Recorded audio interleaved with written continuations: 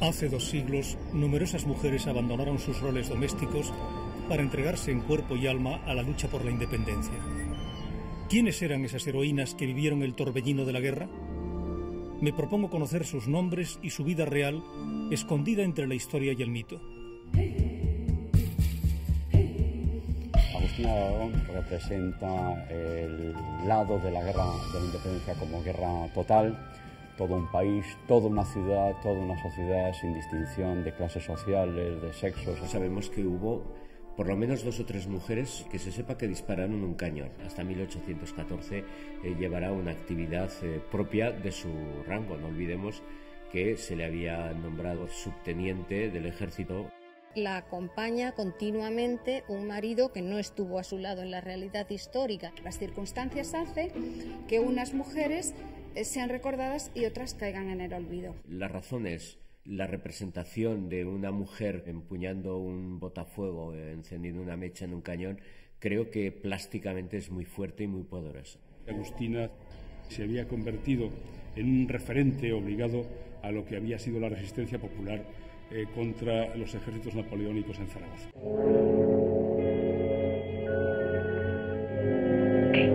Tenemos el enemigo dentro de Zaragoza, la peste. Ni una palabra a nadie. Sería peor. La peste. En realidad los franceses no llegan como invasores, sino como aliados de España en una operación conjunta contra Portugal, que en última instancia es una operación contra Inglaterra. Se ha estudiado poco la intención misma de Napoleón de hacerse con el Imperio americano. Sin embargo, esta intención era absolutamente evidente.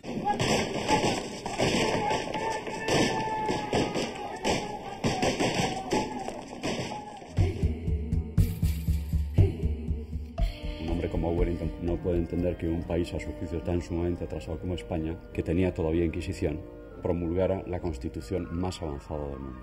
En las Cortes, concretamente las mujeres tuvieron muy poca participación, de hecho prácticamente estuvieron excluidas, solamente se les permitió celebrar la sesión inaugural. Título 1 de la Nación Española y de los españoles. Capítulo 1 de la Nación Española. Artículo 1. La Nación Española es la reunión de todos los españoles de ambos hemisferios. Ya solo que me dan 2 posturas muy claras y son enfrentadas y antagónicas. Una monarca absolutista que quiere recuperar América porque lo identifica como su patrimonio real, y una opción cada vez más radicalizada, cada vez más identificada con la independencia, porque la vía intermedia que pudo ser el liberalismo gaditano ahí se ha abolido, porque el monarca no va a aceptar una constitución. No podemos olvidarnos que desde 1810 el 65% del dinero que entraba en Cádiz procedía de América y era fundamental para la guerra. La invasión de España, el hecho napoleónico, no son una casualidad, son un hecho estructural de la propia decadencia española del imperio que permite que la independencia se produzca. Desde México al sur de los Andes, la mecha de la revolución encendía el continente. Y al igual que en la Guerra de Independencia Española, el papel de la mujer cobrará un nuevo protagonismo durante la insurgencia americana. Ella era la esposa del corregidor, Josefa Ortiz de Domínguez. Estaba muy involucrada en el movimiento, era una mujer muy apasionada, de un carácter muy fuerte, que estaba esperando su 14º hijo.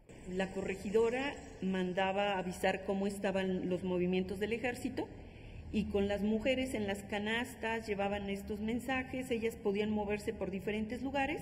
Va a pasar 5 años presa, porque cada vez que la soltaban, volvía a mandar mensajes a los independentistas. Josefa sigue activa, pide a todos los que han nacido en América que piensen ya en separarse de la nación española. Después de la independencia, Josefa se va a volver una heroína, título que ella nunca acepta. Y los que antes habían estado conspirando, nuevamente se vuelven a reunir en casa del corregidor y su esposa, y entonces planean lo que va a ser después la República.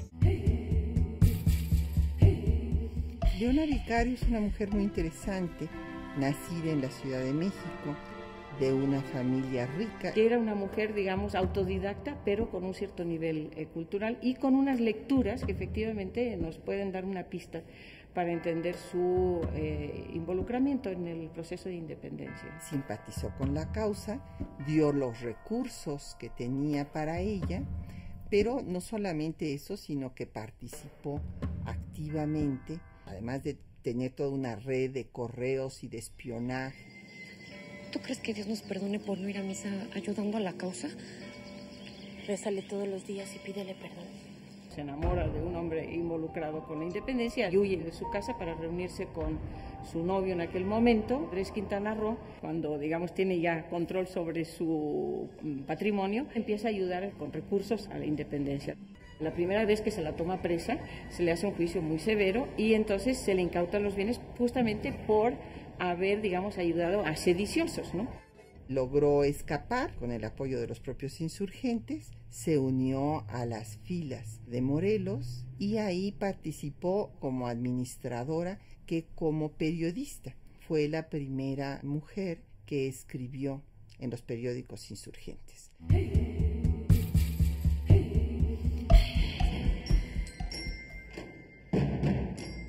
Manuela Sáenz es una criolla, hija de españoles en América. Su padre, Simón Sáenz de Vergara, era nada más y nada menos que el tesorero de Su Majestad el Rey de España.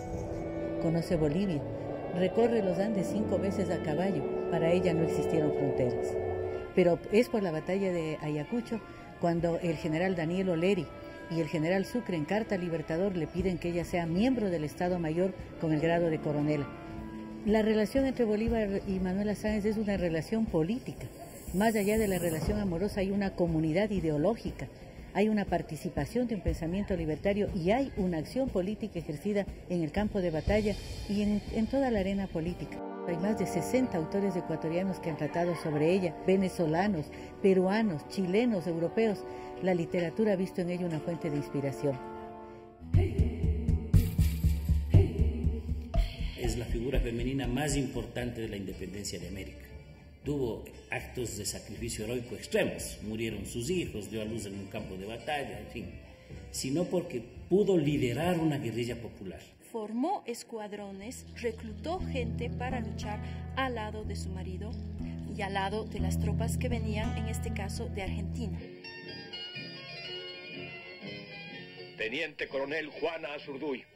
Luchó heroicamente contra el ejército real, rescató la cabeza de su marido canallescamente degollada por el enemigo y le dio cristiana sepultura. Perdió a sus propios hijos en el afán de darlo todo por la patria. Tenga Salta como su propia tierra y reciba nuestro compromiso de continuar la lucha hasta borrar al último de los enemigos. Pero cuando Sucre deja el poder en el año 28, el gobierno boliviano prácticamente se olvida de ella. Desde mi humilde punto de vista, la primera insurgenta mexicana es Sor Juana Inés de la Cruz. Leyendo atentamente sus poemas, uno ve en ella una construcción de nacionalismo muy radical mexicano. Habla del águila imperial mexicana, habla de cómo Europa nos ha ido robando de nuestros bienes, habla de las venas abiertas de América Latina, mucho antes que Galeano. Llama la atención porque literalmente habla de las venas de las que ha brevado, de las que se ha apoderado España. No tuvieron miramientos los realistas para con las mujeres insurgentes. Ecayam, Induecha.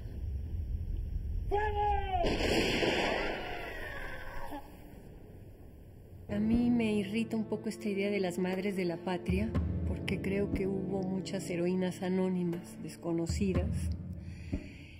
Y bien, las que conocemos son el prototipo de mujer, digamos, con medios, vinculada de entrada al mundo de la política y con recursos para insertarse en un proceso.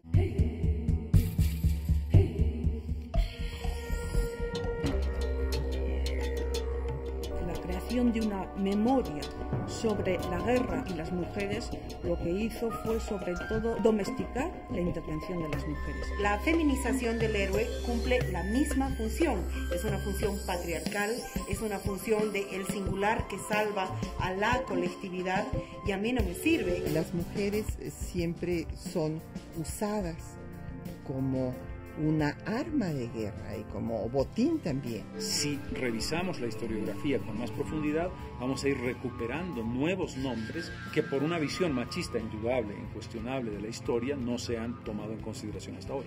Todos los dirigentes de los nuevos países tenían que crear el mito de la nación. Y cuando se crea el mito de la nación se tiene que encontrar héroes. Los mitos son los hombres de la independencia de México. México, sin las mujeres, se caería en 1000 pedazos. Las mujeres todavía estamos luchando por lograr la igualdad de oportunidades en todos los ámbitos. En el Bicentenario deberíamos destapar lo que ha sido el proceso de violación y de colonización de los úteros de las mujeres indígenas de esta parte del mundo. En el Alto Perú el 90%, 80% de la población era indígena. Era imposible pensar en una lucha que no tuviera la alianza indígena. Este es el cañón de recuerdo de Agustina de Aragón. Aunque tengo este recuerdo, no significa que sea militarista. Soy todo lo contrario. Soy ciudadana. ¡Nunca entraréis en Zaragoza!